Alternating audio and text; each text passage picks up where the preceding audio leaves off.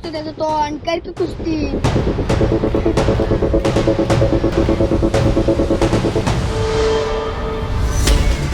ए अरे या बारीक पोरा सांग कायला कुस्ती करतो आमच्या पहिल्या सांग कर ना कुस्ती. करीन की मग.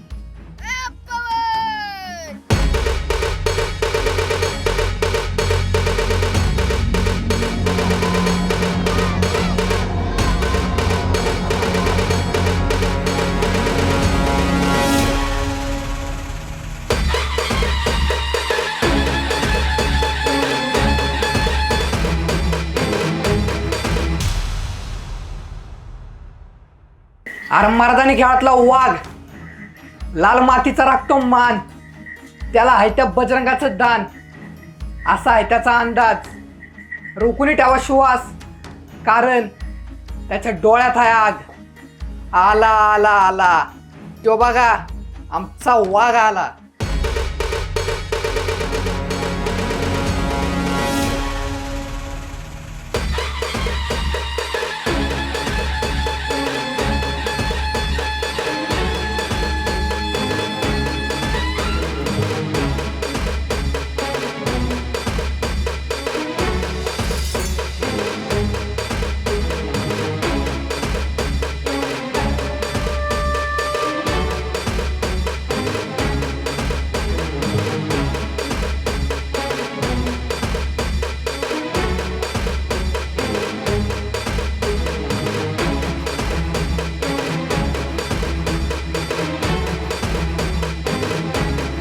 पवनला कुठे बघितलं का? माहित नाही.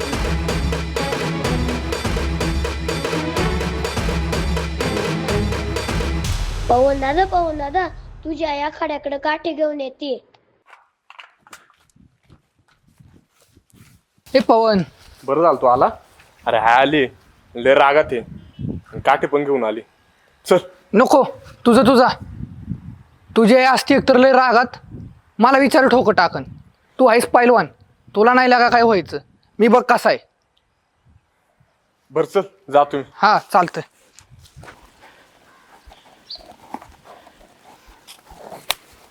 चल घरी.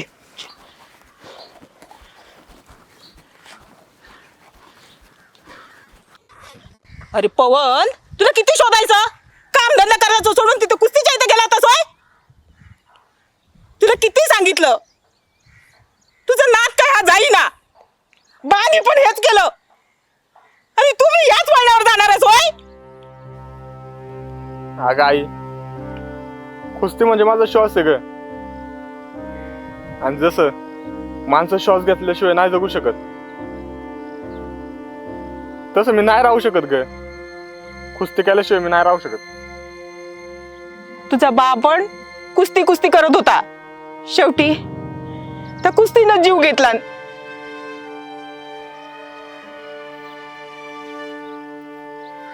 आई जे नशिबात होतं ना ते झालं. असं कोणाला पण दोष देऊन नाही चालणार आई. आणि बघ, बाचं जे स्वप्न राहिलंय ना मी पूर्ण करणार. तुझं कुस्तीचं नाद काही कधी सुटणार नाही.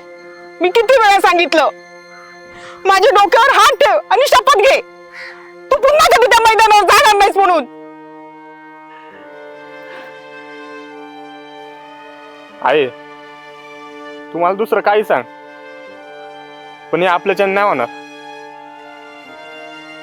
अगं बाची शेवटची आठवण किंवा बाची इच्छा जे काही का असा ना ते कुस्तीचे. हा कुस्तीचा नाद मी मेल्यावरतीच जाईन. कोणत्या बापाची पळं भेटतायत देवाच ठाऊक.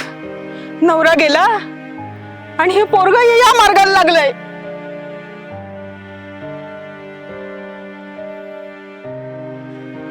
कुठे चाललाय आता?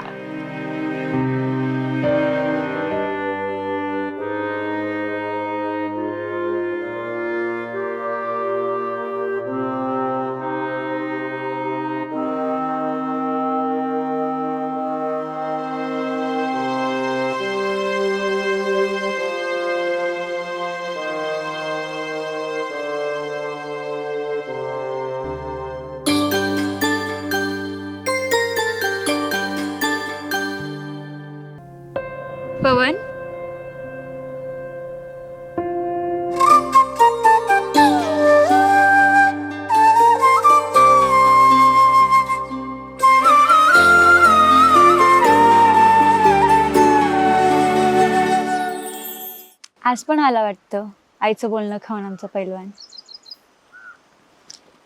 आज जरा जास्तच बोललं वाटतं आईने.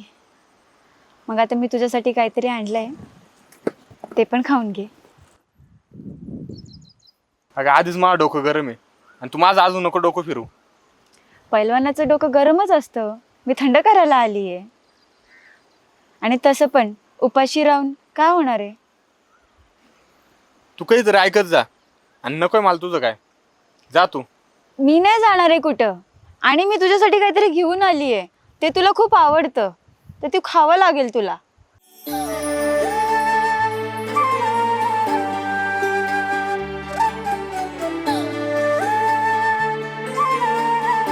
काजल, तुला कसं जमतं गे? मी इतकं रागात तुला बोलतो तरी पण तू प्रत्येक वेळेस काही ना काही घेऊन येते.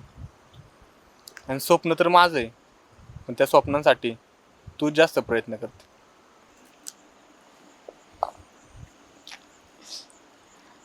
माझ्या आईने मला एकदा सांगितलं होतं, जी माणसं रागीट असतात ना, ते मनाने खूप चांगले आणि खरे असतात.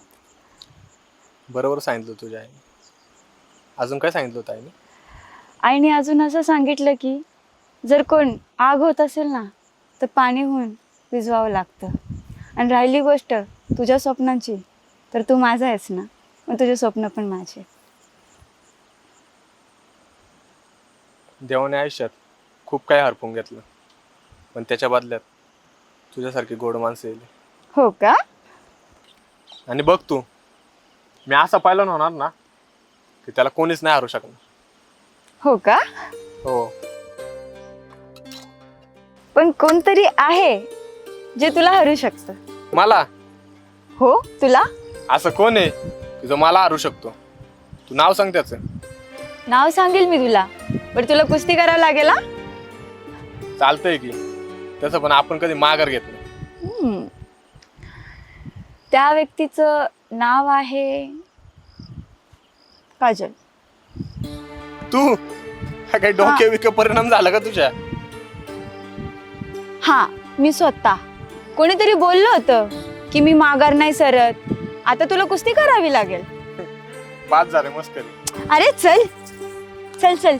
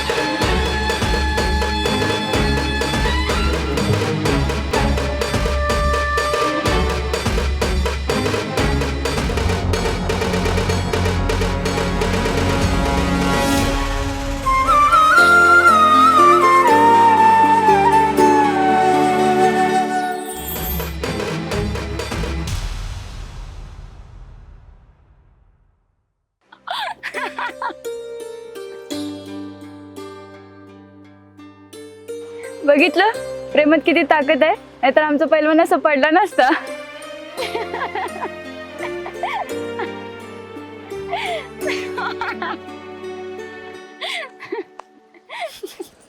लागलं नाही ना? लय नको असू, ही प्रेमाची कुस्ती होती म्हणून हारलो. आता पवन कोणाला पडणार नाही. अगं बास किती असते. पैलवान, तू तर माखलाच नाहीस. कसं मागणार? आपण लाल मातीत थोडी कुस्ती केली. पवन कुठे आहे तू? बाहेर का नाही येते? पवन, बाहेर आहे ना पवन. मी मस्करी करत होते रे वेड्या, तुला माहितीये ना आपण मस्करी करत होतो. बाहेर आहे ना पवन.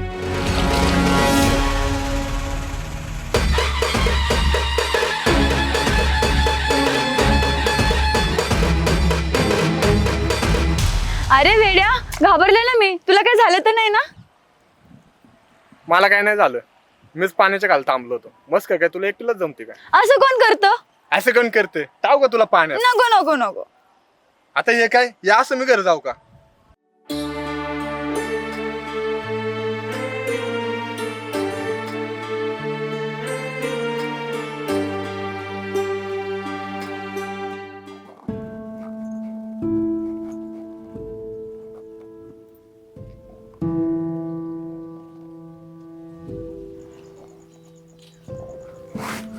बाळा कुठे गेला होता आणि एवढा वेळ का झाला?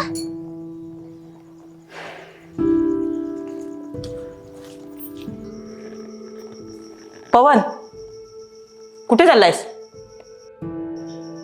जेवण करून घे, सकाळपासून काय खाल्लं नाहीस. नाही मला भूक, तू घे जेवण करून. तसं पण महापोट सकाळीच भरलं. माझ्या बोलण्याचा राग आला असेल तुला, पण मी तुझ्यासाठी बोलते ना, तुझं चांगलं व्हावं म्हणूनच बोलते ना. नको बोलत जाऊ. आणि मला नक्की कळत नाहीये मी गावातल्या पोरांसारखं व्यसन करतो का टुकार फिरतो. हा फक्त पायलवान व्हायचंय मला, आणि त्याच गोष्टीचा तू तिरस्कार करते. बाळा तू चांगला आहेस र, पण जे झालंय ना ते आठवलं ना की तुझी काळजी वाटते रे. आईचा जीव आहे, तुझ्या चांगल्यासाठी बोलते रे. अगं आता मी काय बारीक राहिलोय का? आणि कळतं मला सगळं. आईला तिचा मुलगा कायम बारीकच असतो, पण पोरगा मोठा झाला ना तरी आईला काळजी असते रे. तू सगळं नीट करशील. पण आता ते जाऊ दे, तू 2 घास खाऊन घे. तू जर खाल्लं नाहीस ना तर मला पण जेवण जात नाही. जा हात धुवून घे, जा, मी जेवण वाढते.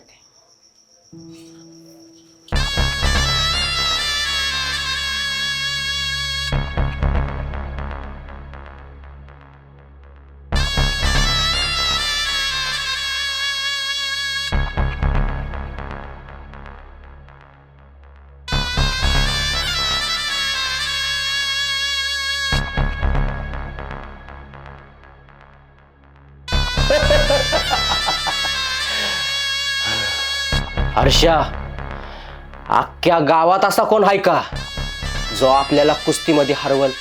सनीबाई तुमचा नाद करील असं कोण फायदा नाही झालं. फायदा तर झालं नाही आणि यापुढे पण कोण फायदा होणार नाही. माझा बाप या गावचा सरपंच आहे, त्यामुळे हा सगळा गाव आपला आहे. आणि या गावात फुकून फक्त आपली आणि रुबाब पण आपला. बस का सनीबाई, तुमच्या पुढे कोणीच नाही. अरे हम हे यहाँ के बादशाह. चल हवा येऊ दे. सनीबाई तुम्ही आहे तो बादशाह, तो आपल्या गावातला पवन आहे ना, तो कुस्तीची तयारी करतोय असं कळालं मला. अरे तो पाहुण्या वय त्याचं सोड. अरे त्याला हरवायचं म्हणलं ना, माझ्या डाव्या हाताचा खेळ आहे. अरे त्याची लेवल आपल्या एवढी नाहीये. घे तू पण.